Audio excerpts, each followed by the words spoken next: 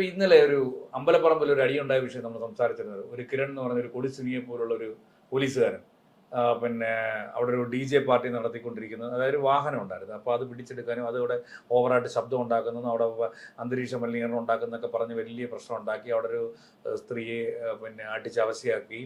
അയാൾ ഇപ്പോഴും സോഷ്യൽ മീഡിയയിലൊക്കെ വിളഞ്ഞു നിൽക്കുന്നതൊക്കെ നമ്മൾ കണ്ടതാണ്. അപ്പോൾ അതിൻ്റെ എല്ലാ അടിസ്ഥാനത്തിൽ മോട്ടോർ വാഹന പറഞ്ഞ് ഇത്തരത്തിലുള്ള വാഹനങ്ങൾ പിടിച്ചെടുത്ത് അത് കൊണ്ടു നടക്കുന്നവരെ ശിക്ഷിക്കുമെന്നും, അതോടൊപ്പം തന്നെ പ്രൈവറ്റ് ബസ്സുകളിലൊക്കെ തന്നെ കണ്ടില്ലേ ഇപ്പം പിന്നെ എന്താ ഈ കൊമ്പൻ വമ്പൻ എന്നൊക്കെ എഴുതിയുള്ള പേരുകളെല്ലാം മാറ്റിച്ചിട്ട് അവര് നിറമൊക്കെ അങ്ങ് മാറ്റി. ഇനി ആവശ്യം വൈറ്റ് മതി. അതുകൊണ്ടല്ല ലോകത്ത് വെള്ളയെ വന്നു കഴിഞ്ഞാൽ എല്ലാം അങ്ങ് മാറുമെന്നുള്ളൊരു സംവിധാനത്തിലേക്കൊക്കെ അതൊരു എനിക്കൊന്നല്ലേ ബന്ധുക്കോസുകാരുടെ ആശയം എന്ന് തോന്നുന്നില്ല. വെള്ളയെ വന്നാൽ എന്നൊക്കെ പറഞ്ഞ ആരുടെ പരിഷ്കരണമാണ് ശരിക്കും?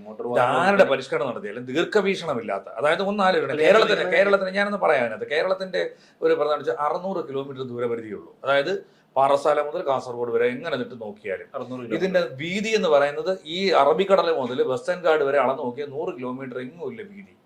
ഈ സ്ഥലത്ത് ഒന്ന് ആലോചിച്ചോണം, 3,75,00,000 സെൻസസ് പ്രകാരം ജനങ്ങളായിട്ടുണ്ടെന്ന് പറയുന്നത്. ഇതിനകത്ത് 1 കോടി ആൾക്കാർ ഈ നാട്ടിലില്ല. അത് ഒന്നെങ്കിൽ 2.5 കോടിയുള്ളൂ. ഇനി അതിന് ഈ 2.5 കോടി ജനങ്ങളിനകത്ത് കുഞ്ഞുങ്ങളെ, ഈ അവസരമായവരെ, വൃദ്ധരായിട്ടുള്ളവരെ, പിന്നെ നടക്കാൻ പറ്റാത്തവർ, അങ്ങനെയൊക്കെയുള്ള ആൾക്കാർ ഏകദേശം ഒരു എങ്ങനെയായാലും 1 കോടിക്ക് അടുത്ത് വീടുകളിൽ തന്നെ ആയിരിക്കും. ഇവിടുത്തെ വാഹനങ്ങളുടെ രജിസ്ട്രേഷൻ എത്രയാണെന്ന് അറിയാമോ? 2 കോടിയാണ്. ഒന്ന് ആലോചിച്ച് നോക്കണം.